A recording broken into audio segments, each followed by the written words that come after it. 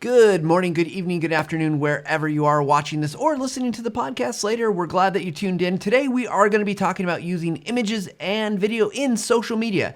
And, here's what you might be saying. Well, I don't do social media for your job, but you're probably using it in some form or fashion. And here's the thing. I really believe, and my guest, I'm confident, believes that videos and images can really enhance everything you're doing there. So we're going to be talking about that, even kind of behind the scenes social media, how you can use these things to improve what you're doing. So with that said, let me jump in and introduce our guest. Our guest today is Jessie O'Donnell. She started at TechSmith when she was 3 years old.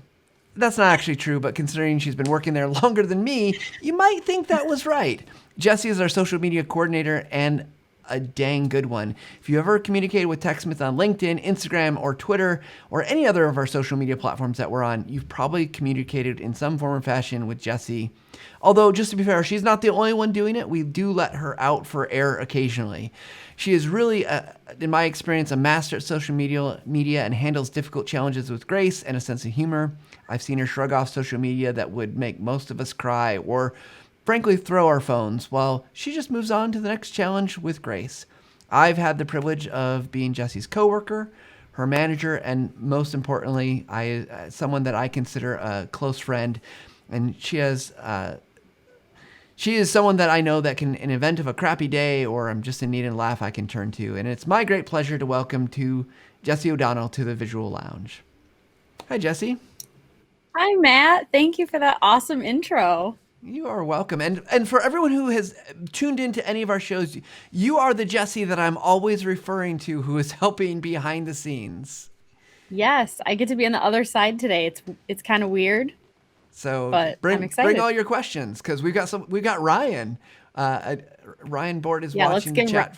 let's give Make it. Ryan a run for his money. He'll That's never right. volunteer to fill in again. Thank you, Ryan. So Jessie, I obviously introduced you, but is there anything else you would add to your introduction to help people to get to know you a little bit?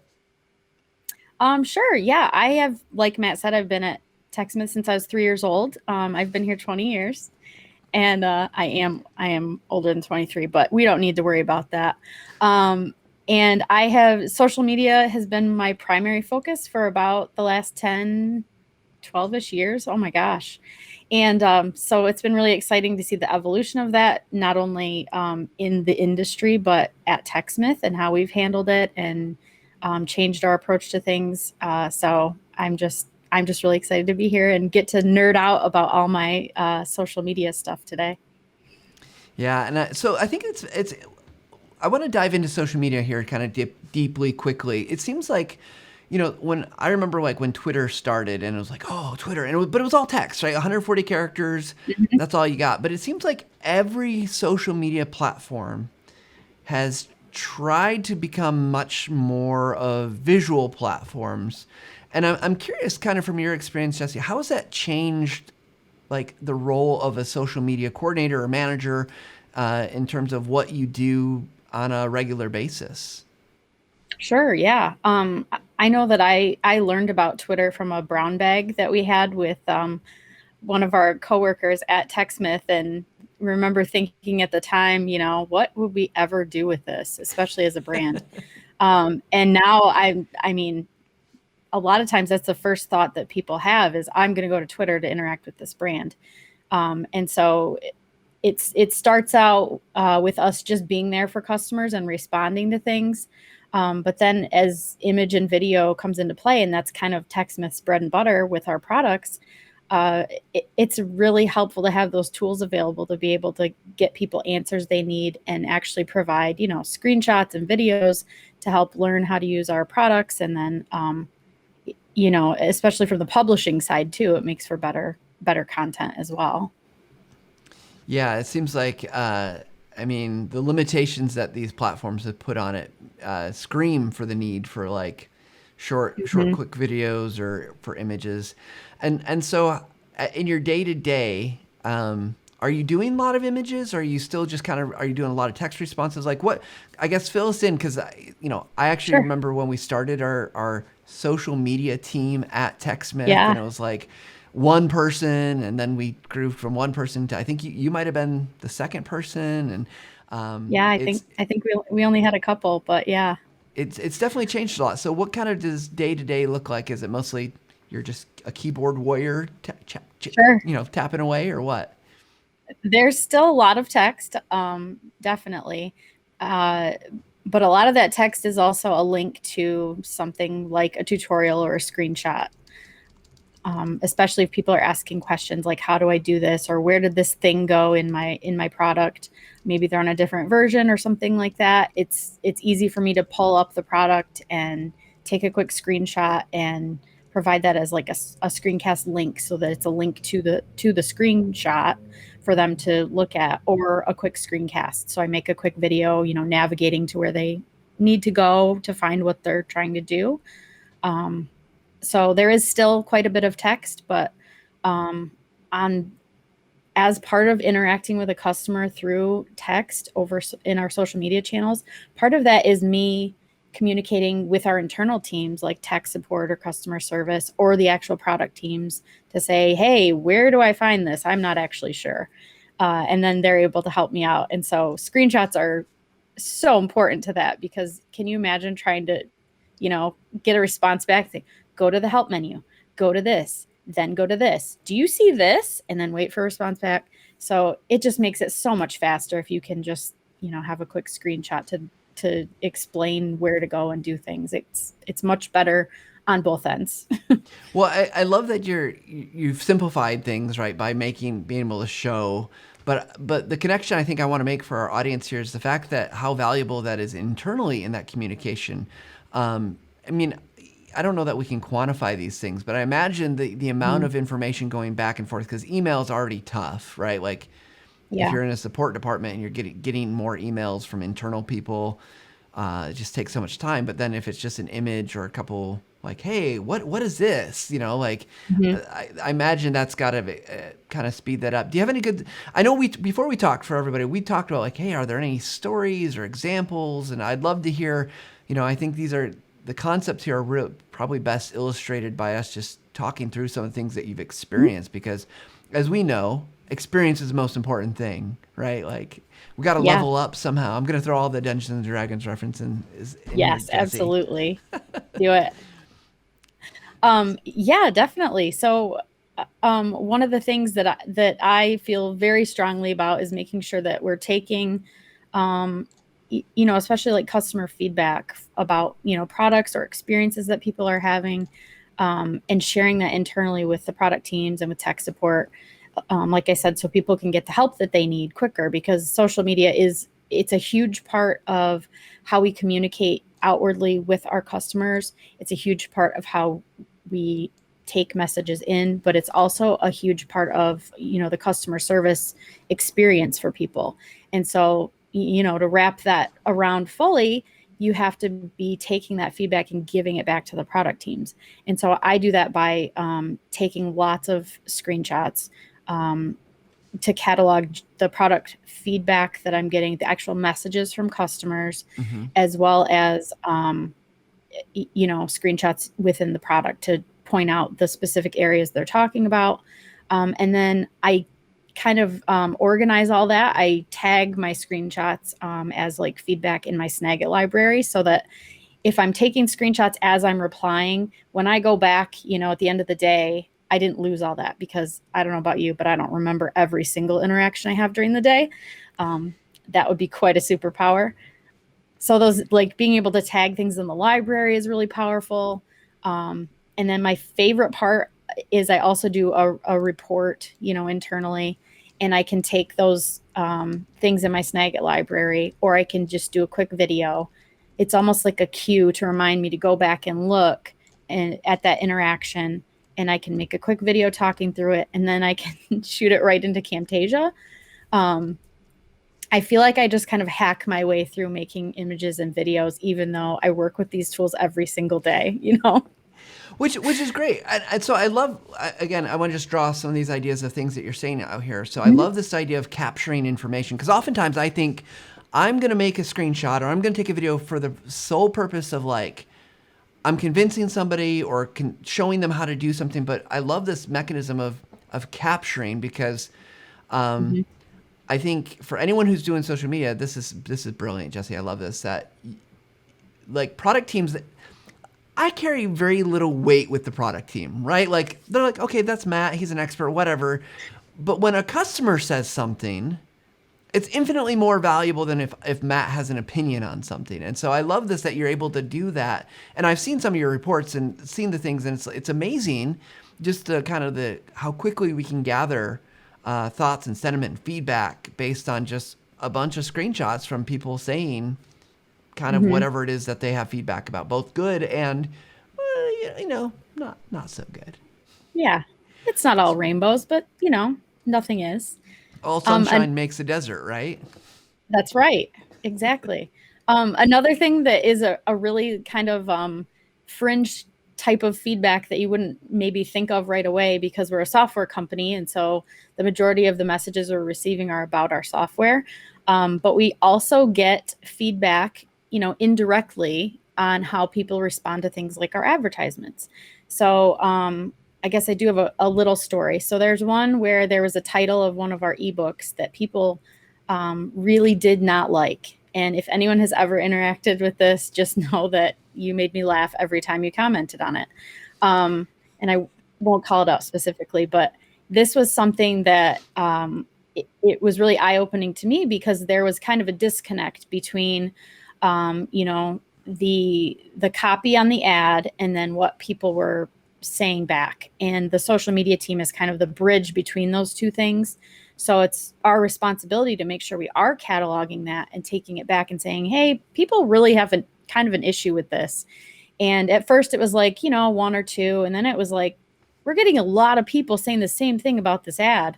And so then we were able to kind of change how we were saying things to make it, to fit the goal of the piece, because it was really taking away from the value that was being provided. It wasn't that people weren't finding the content valuable. It was just the way that we had worded the advertisement. And so that type of feedback is really valuable too for marketing. Yeah, I love that. And Jessie, as you know how the show works. You've sat through comments. I'm just going to share some comments as we go, because I think Please do. Yes. It's awesome. So Alan says it's that customer service experience that makes people like me feel valued. TechSmith customer. So absolutely, thank you, Alan, for that comment. We're so appreciative. And our good friend Jason Vlad said, "Wait, if Jessie is live, who's in the chat?" Dun dun dun. It's a mystery. Jason, I thought it was you. Yeah, didn't he get the invite? Wait a second. Yeah, I think Jason's probably moderating. I'm sure it's fine. So Jessie, one of the things I've come accustomed to in social media is, we see a lot of memes being passed around, a lot of fun stuff. As a brand, I've got to imagine there's so many fine lines that you have to kind of watch. And I'm less interested in the memes and that piece of it, but I think there's always a question when it comes to videos and images about quality, because I can imagine you are moving from potentially fire to fire to fire to help people. And I don't mean fire in a bad way, but I mean like things, people have needs and you got to answer those quickly. That quality, you could I'm just going to slap something in, call it good. And is that okay for brands to be doing, do you think? Or should they be taking time to refine whatever kind of visuals that they're doing so it is better quality? I know it's not all or nothing, but what's that balance look like for you?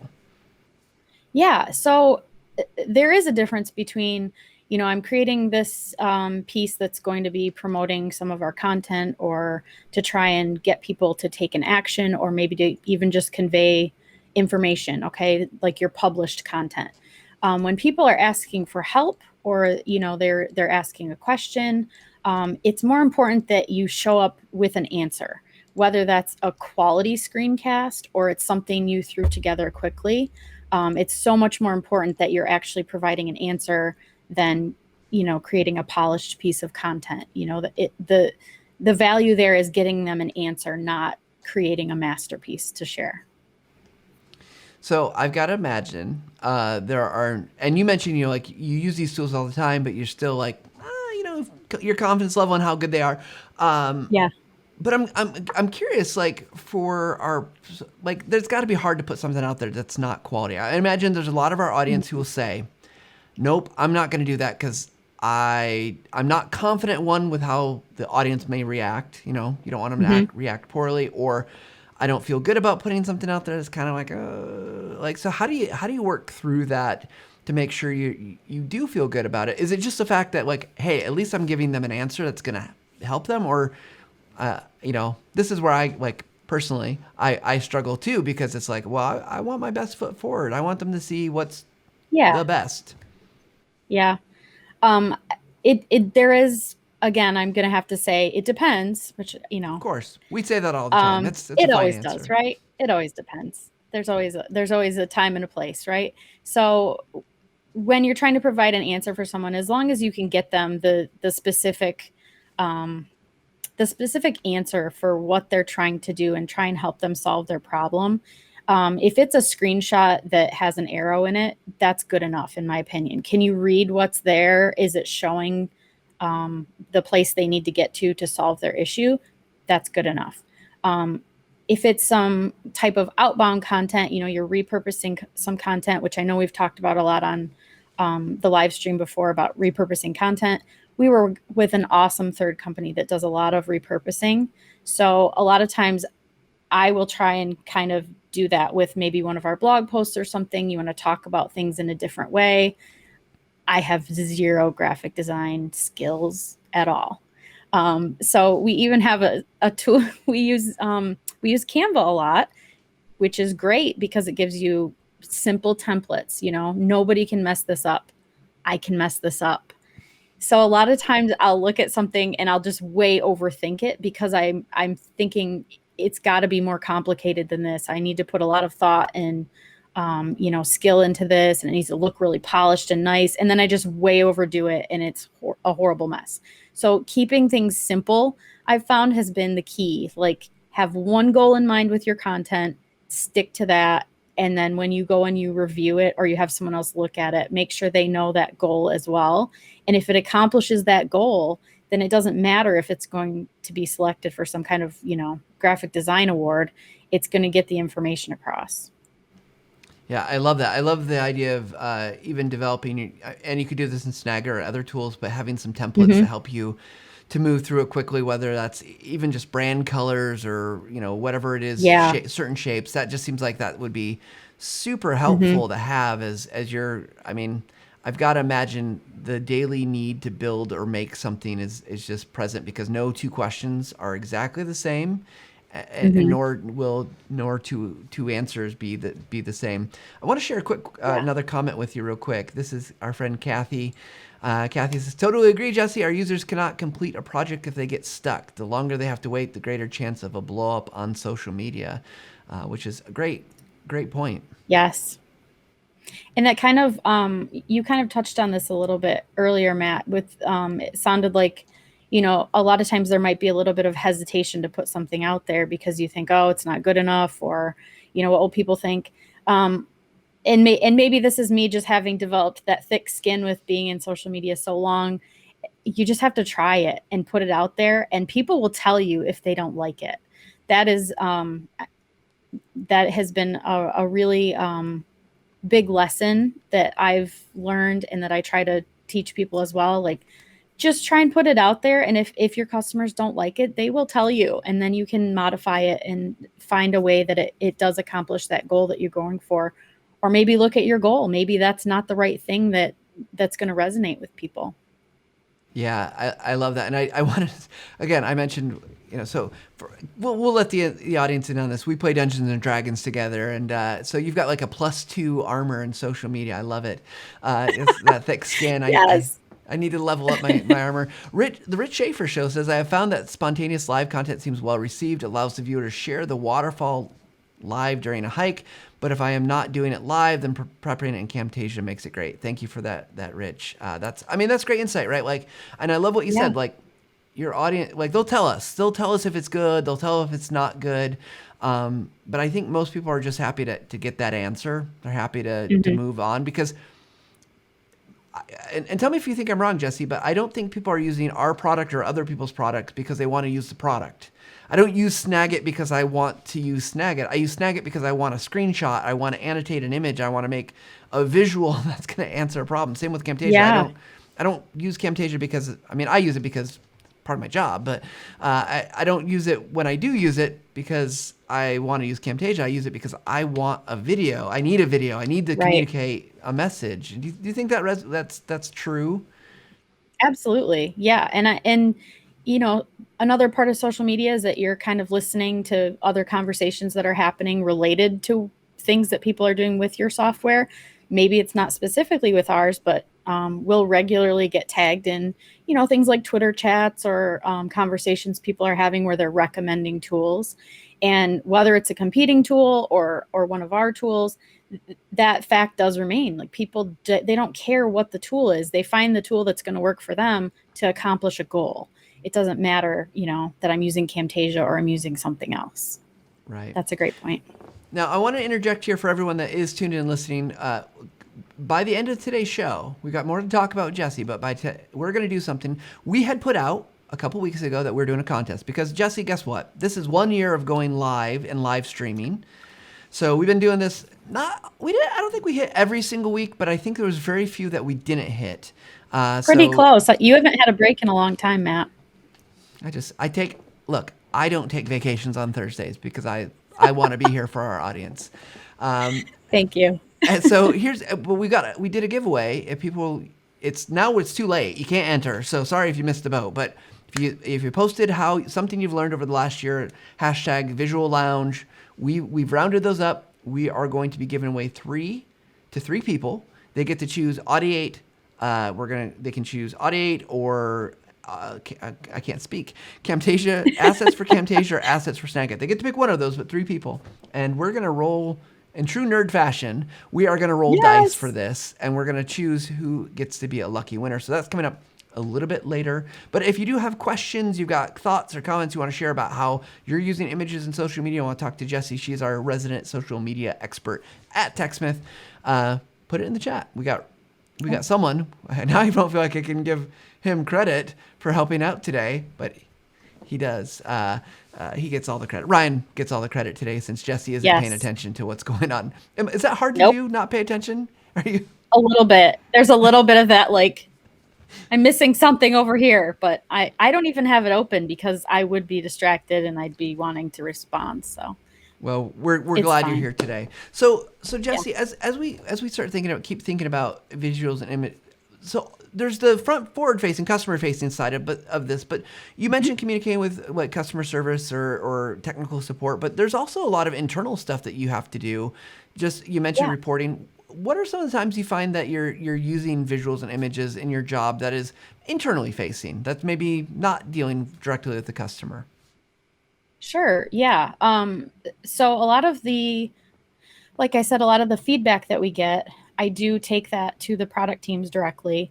And sometimes there's, personally identifiable information. Did I get that right? PII? Yeah. That we need to kind of hide because it's sensitive content. And we don't want to just be sending that in an email or something, whether it's in a screenshot or text. So I do, regularly have to blur things out to hide names and things like that, or, email addresses. So that's really valuable for me to be able to do that quickly. I see a lot of screenshots that are taken like on a phone where people like crudely like cross things out. And I've definitely done that, but it's so easy when I'm on my computer to just be able to like highlight and blur things really quickly and share that where it needs to go. And then let's see. I know you make some awesome video, like results videos. I do. Yes. So I do love using Snagit and Camtasia together to make my internal report videos. So I'll talk about what we did on social media this month. Here were some interactions we had. Here were some new things with our internal tools that we're using.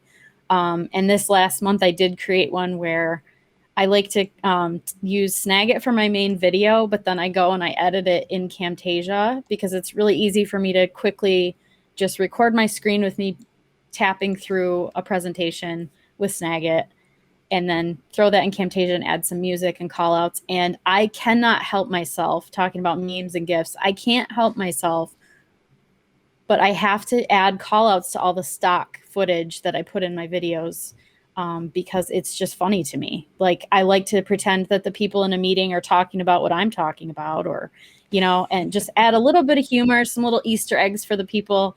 It has two purposes. One, it makes it more entertaining than me just droning on about what we did. And number two, it's like a reward for the people watching. Like, they get a little bit of, they get the entertainment, and then I get to see who is paying attention, because people typically will reach out and say, like, I see what you did there. So, it's kind of twofold, but it adds some fun to it. I can't do my job without having fun. So Yeah, I would imagine on a daily basis, the number of communications you have to have with people, that if you're not having a little bit of fun, you would be burned out and wore out very quickly.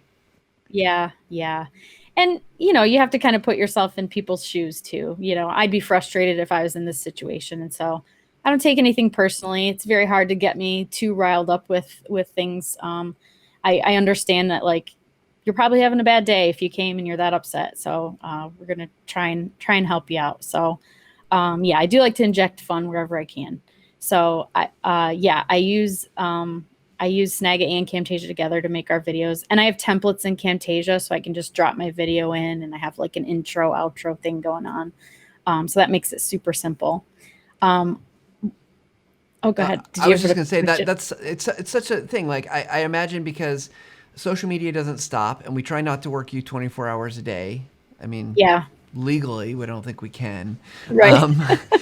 But it makes so much sense that if you can save yourself a little bit of time, you're just that much more effective at not only on the customer side, but internal, because we all know an internal share out isn't free of time. It takes still time to gather everything together. So I love that idea of having just some simple templates that, because we don't really care if you use the same template over and over. We're just happy to get the information.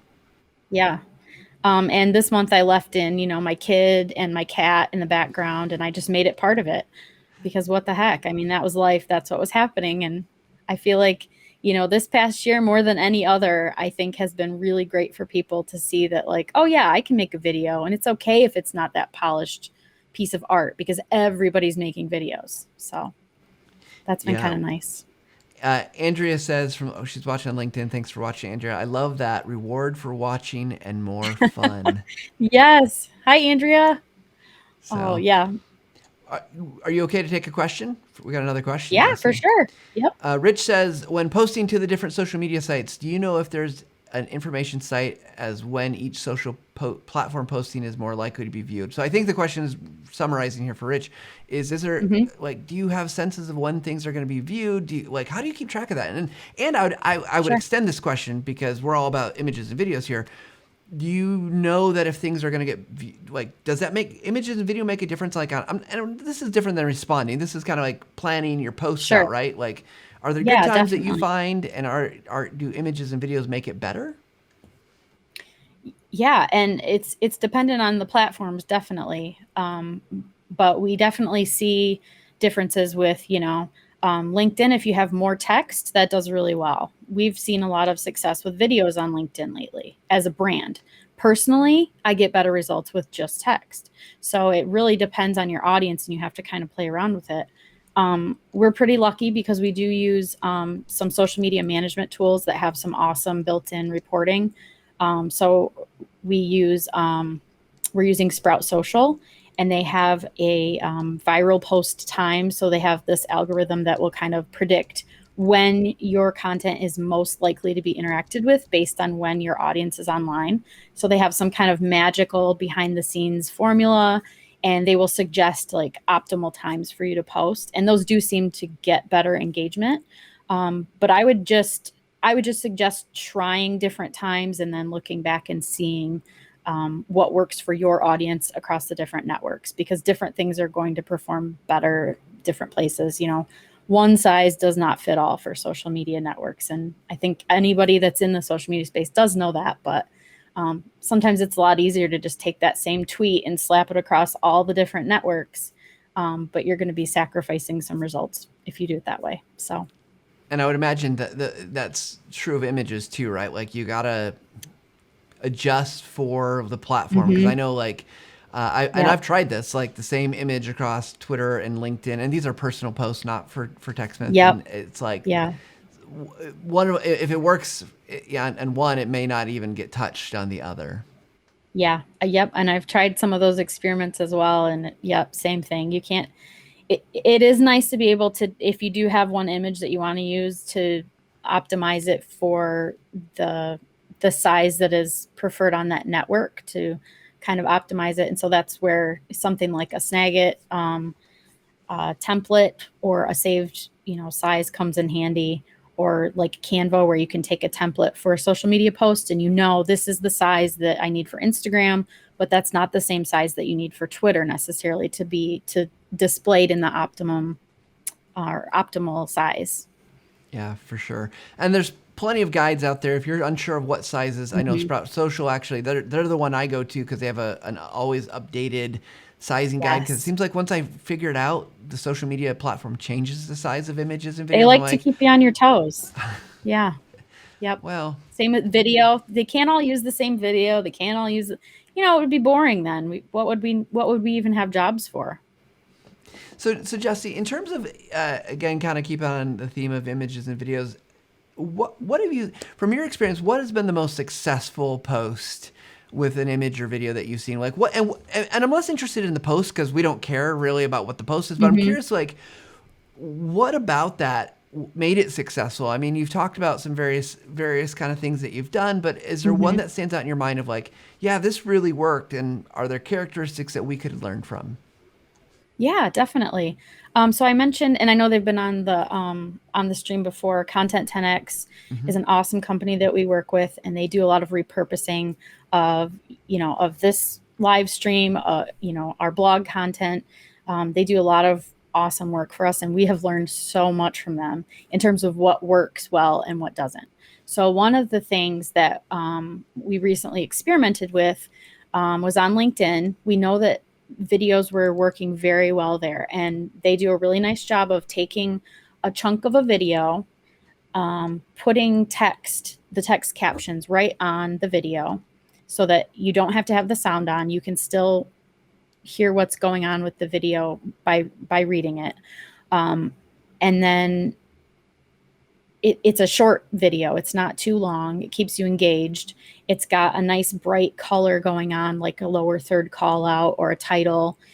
So it catches your eye. It stops you from scrolling. It's very clear what you're going to learn from this video.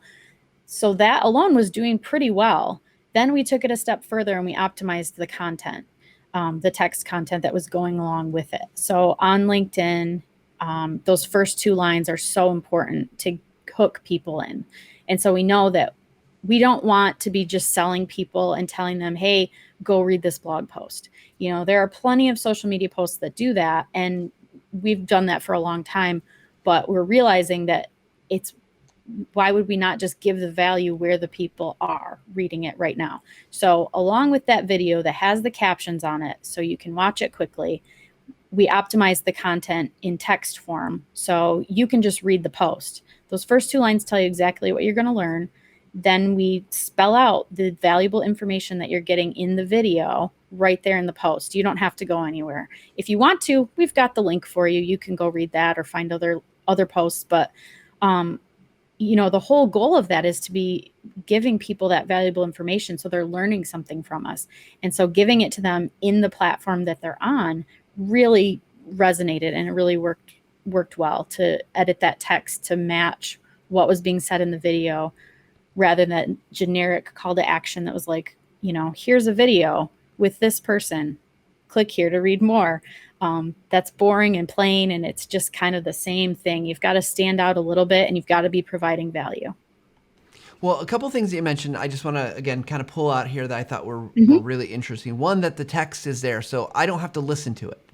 And I think that's great, because when I know, like, and this is when I do a lot of consumption, I'm probably laying in bed, or I've just woken, either way, going to bed or waking up, and I'm like, scroll. I don't have headphones, and I just, like, I'm not going to watch this video. I skip, and guilty as charged, but as a guy that makes a lot of video, I skip a lot because I'm like, this is not convenient, because I'm not going to wake up my partner over here because I want to listen to like, whatever video.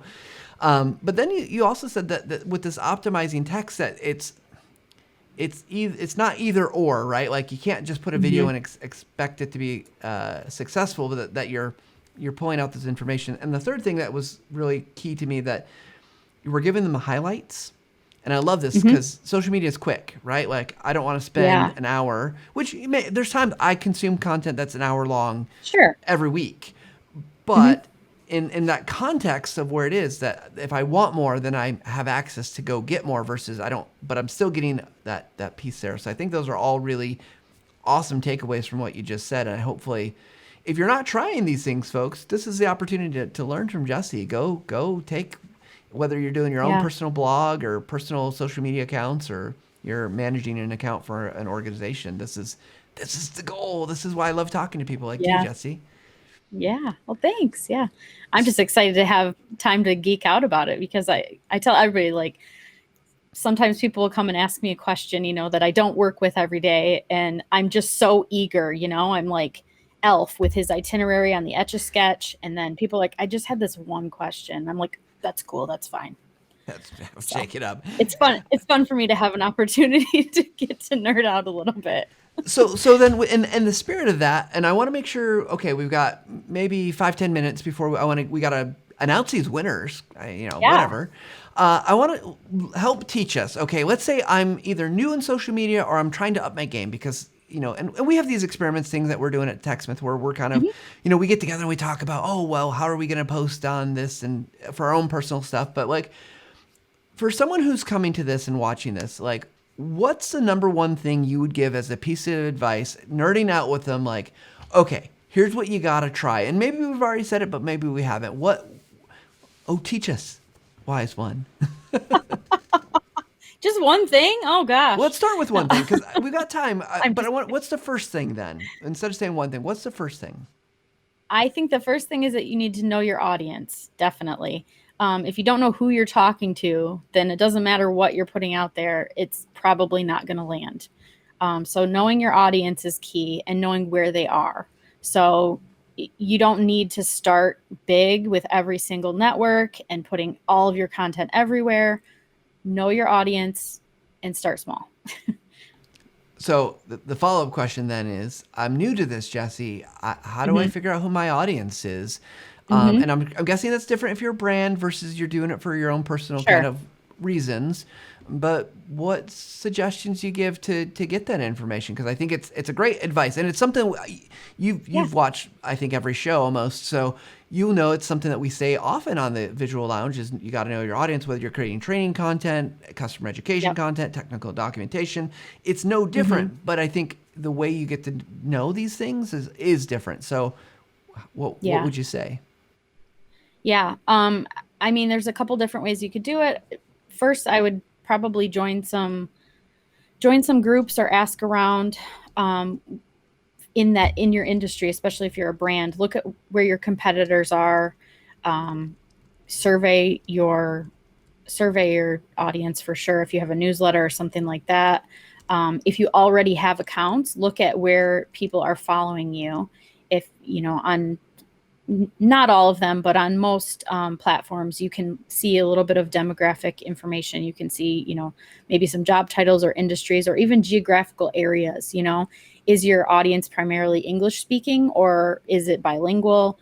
That's going to be important as well. There's lots of things to consider. So, it's going to be different for a consumer brand versus a software company, right? Maybe it's going to be Instagram versus LinkedIn, and there's going to be a big difference there. So if you're only posting on Instagram all the time, you're totally missing them. But if you have an established account, go and look at who's following you, try and find out who they are.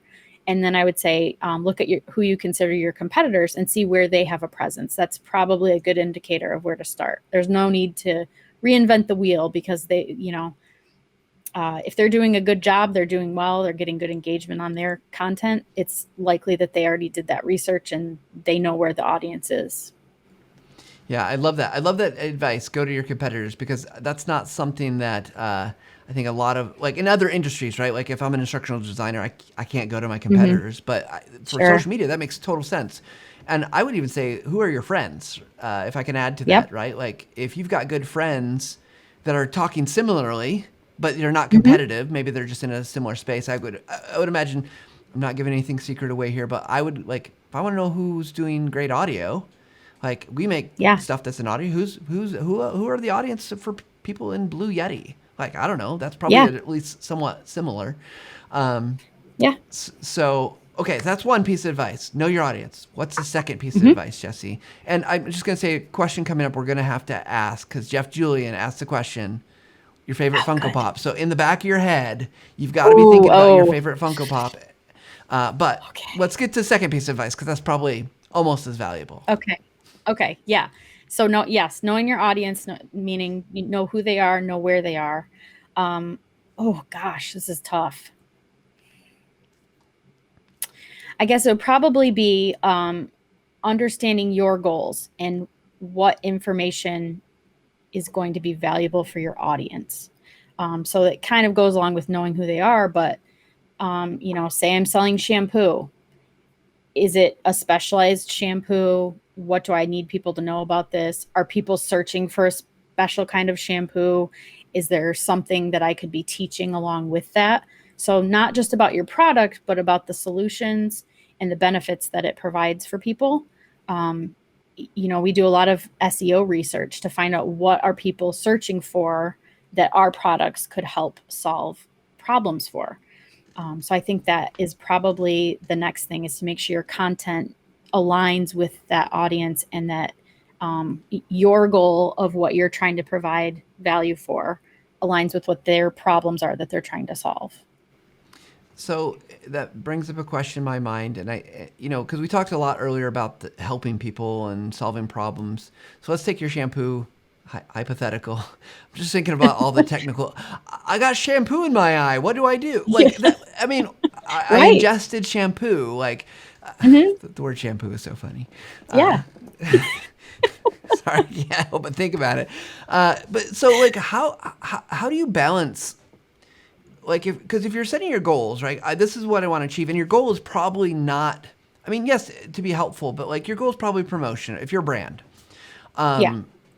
How do you balance that out then of being like how helpful you are versus like how much attention you're paying? Is it just like you should always just be helpful? Like, I mean, my guess is like that's me. I would always just say like, yeah, I'm going to err on the side of always trying to answer every question, but which, as you said earlier, many people are turning to social media. If I need help from a brand, I don't find their contact page necessarily.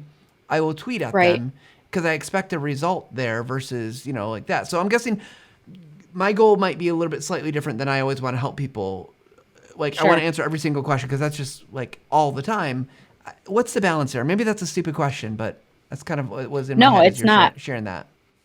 No, that's a great question. And there are different goals, throughout the organization. There are going to be different goals that, the CEO has than I have, than other people across the organization have.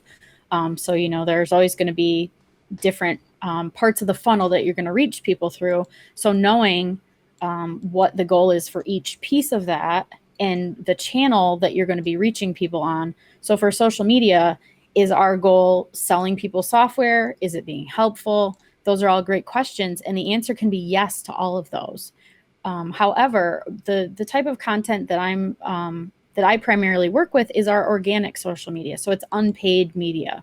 So we're sharing information to be helpful. We're trying to solve problems and solutions to things. Whereas if you have something like a remarketing campaign, people have already shown interest and intent in buying your products. And so then you're going to serve them up an ad that maybe is trying to remind them that they started a purchase that they didn't complete, and maybe nudge them along that path a little more. In our case, maybe it's somebody who's never made a video before. So we want to try and catch them, and just be helpful. And that builds awareness. And so then you're getting them into the fold. And if they can associate your brand with providing helpful content and being valuable, there's more of a chance that they're going to, even if they don't purchase your product themselves, they may recommend it to someone else. And that's, something you can't really buy. Yeah, no, that is absolutely gold. And that's a great answer because I think people struggle. We struggle with that, right? And I think understanding how that works.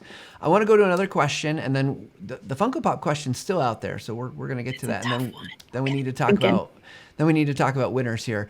Kathy asks, let me just see if I can put this up on the screen here. How do you keep up with the constant changes to social media platforms?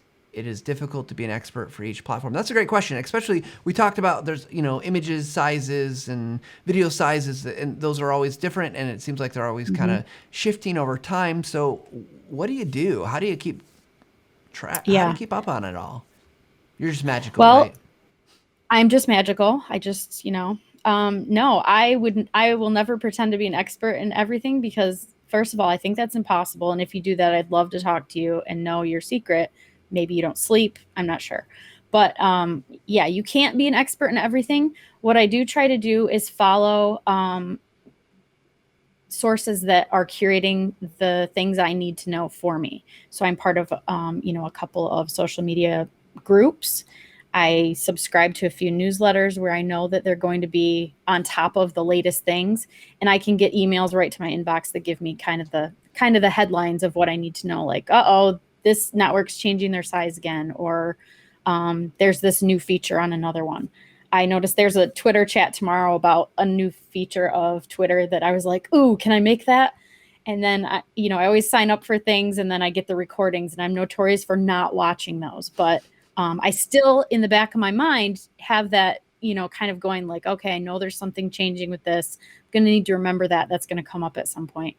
Um, and that's kind of my superpower, as a mom, to bring that in, is that, I'm constantly cataloging things around the house. Like, there's a red Barbie shoe under the couch. Somebody's going to look for that in a couple days. I don't have time to pick it up right now, but I'm just going to tuck that away for later. And sure enough, someone asks. So it's just like social media, things are constantly changing and you're cataloging. Like, my biggest thing is to skim the headlines of the things I subscribe to try and keep up and connecting with people in your industry that are those experts that you kind of look up to. That's huge for me. Yeah, I love that. And of course, no one would take this show and just watch the highlights or skim it, right? Of course not. No. No, we fully expect it, actually. Another question before we get to Jeff's Funko Pop question is actually from Jeff. It's a little bit long, so we'll go through this here.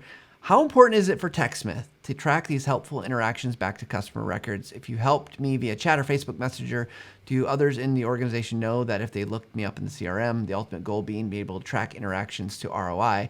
Now, I want to be careful here because I don't want to get anybody in trouble about talking about our processes if we can't talk about processes. But I would generally imagine that these things are generally helpful. What are your thoughts about Jeff's questions? I'm not going to interject anymore because I have Yeah. opinions, but you're the expert. Sure. So for social media specifically, that is a very important part of how we approach a conversation with a customer. In an ideal world, you would have a conversation history and know that you are not a first time trial user. Maybe you've been using our products for 10 years. So I'm not going to give you a beginner answer. I'm not going to treat you like you know nothing about it. But I'm also, I'm not going to act like you should know this either. Obviously, I would never do that. But that context is so important when you're talking with people so that you aren't going to people who have been using your product for 10 years and saying, hey, do you want to try Camtasia? And they're like, I've been using this forever. Why would it kind of puts people off, and it does kind of wrinkle that connection a little bit, where it takes away that helpfulness, and they kind of feel like you don't care as much because you're not trying to know who they are and remember them. People want to feel special, and people want to feel like they have these connections, and I'm huge on connections and relationship building. I'm not the cold caller. I would never be a good salesperson because I just would be way too nice about it and be like, well, this is cool, but if you don't like it, then that's okay. We can just be friends. And I just wouldn't be a good salesperson because of that. That's why we get along so well, Jessie. I think it's because we're of like mind in that sense. So, great, I'm great sorry to answer. any of our sales team watching this. No, we still sell stuff, but hopefully it's through those connections as relationships, right? Like hopefully we Yes. we provide so much value, And I think that's true. Exactly. And I think it's a good point. And I mean, we joke about that, right? Like, but I Yeah. think it's hard to estimate the value of those relationships in social, and, Mm-hmm. that one well-placed answer to help somebody to get through a problem, or that kind Mm-hmm. of ongoing consistency of support, I think is so valuable.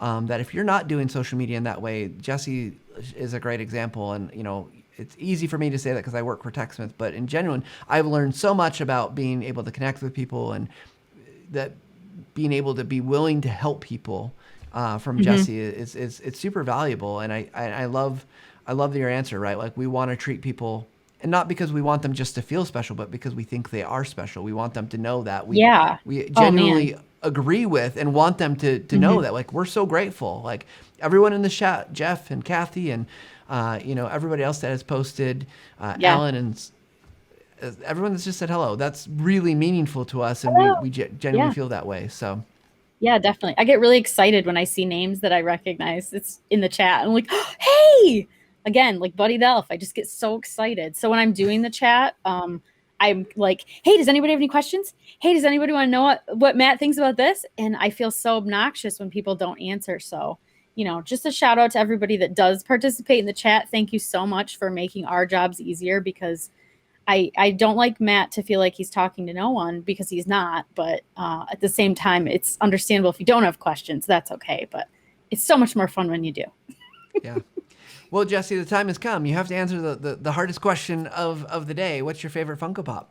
And I'm going to switch to Okay. your shot so you can, because you can see Okay. Jessie has a few, and those that are just a I few do. showing. Okay. All right. So it's really tough here. I'm going to have to go with Drax from Guardians of the Galaxy, because he is holding Baby Groot. So it's a 2-for-1. And Drax is my favorite from Guardians of the Galaxy because he has the best sense of humor ever. So he's probably my favorite right now. And runner-up's got to be Merida, because she is my current D&D character. So there you go. So I have, it's funny. I own one Funko Pop. My kids own Really? several. Yeah, but I have one. I'll go grab it real quick. And it's totally Dungeons and Dragons. It is a love mind it. flayer Illithid. Oh, so yeah, that's he perfect. watches over and controls a bunch of stuff.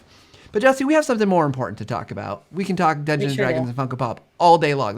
We should almost start a separate podcast, but I don't think TechSmith wants Yes. that.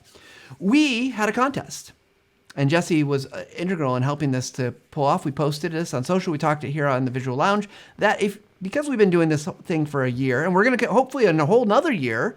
We even started a second series. If you haven't checked out our workflow series, part of the Visual Lounge podcast with Justin and Andy and myself, those are really fun. I enjoy those. Aren't live, but we enjoy recording those, talking about video creation from three perspectives. A fairly novice, not video creator, me with instructional design background, Andy as a professional video producer. We asked people to share what they learned this last year, and put a hashtag social media. We learned this from social media, the Visual Lounge, and we have a list. I'm not going to share the list because we got a bunch of information in there I can't share, but we've got several entries, and we've got dice, because we're tying it all back. Dungeons and Dragons. This is not random conversation. Right. I'm a nerd, and this is just a few of the dice. We're not going to roll all of them, but we're going to roll enough to pick our three winners. So, should we do this, Jessie? Do you have your dice right there? Yeah, I do. Do you want to roll for one of these too? We can both roll, because that's really the fun of D12. What a D12? Okay. Yeah. So here we go. I'll roll the first one while you're getting yours out. Here it goes. Go ahead. Okay, that's a 1. So okay. It was. I guess. Can I share names, Jessie? Was that legit? Michael Greth. He shared on Twitter. And let me just pull this up here so I can look at it. I had actually all of them open, but it's too many. Burn subtitles into your video with Microsoft Stream and Camtasia. Yes. So.